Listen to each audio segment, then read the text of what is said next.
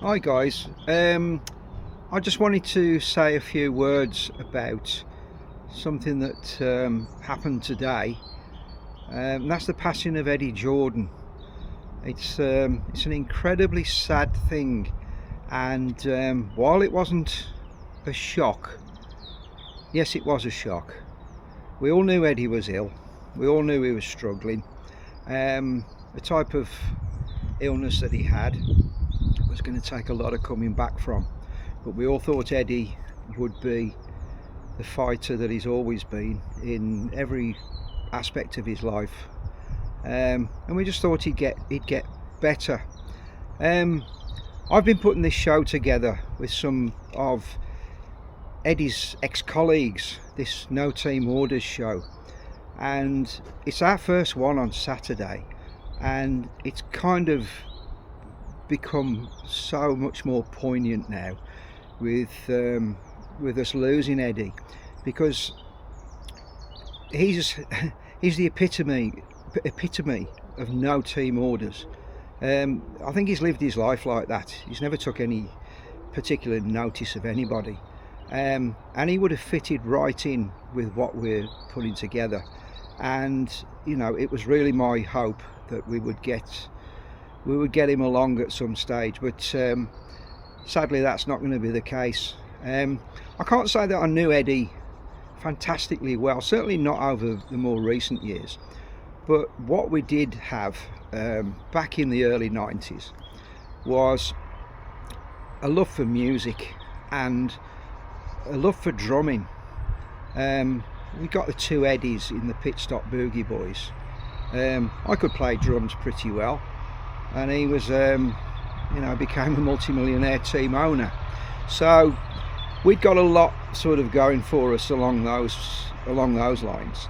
And I worked with the Jordan team as when I was working for the Yamaha engines back in the early 90s, and after that I sort of went my own way. I sort of left Formula One for a while, but always kept in touch with Eddie, and he put together the Buzzin Hornets, and we got sort of like the big 10th anniversary gig at Donington, where Eddie got people like Thin Lizzy and Westlife playing. I mean, Eddie was just pulling these things together. He could just pull anything out of a hat. But my main memories of him, as I say, is yes, the racing, but the music side of it. We loved it. Eddie loved it.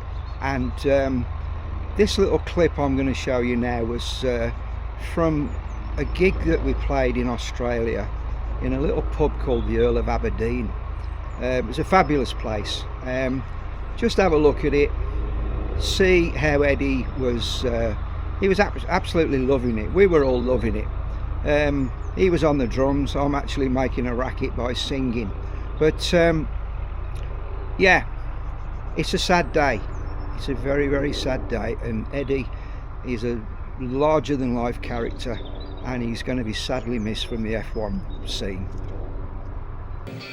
After a day being swept along to the tune of the big V8s, 10s and 12s, Eddie Jordan's big escape is through a tune of a different drum when he joins the Pit Stop Boogie Boys.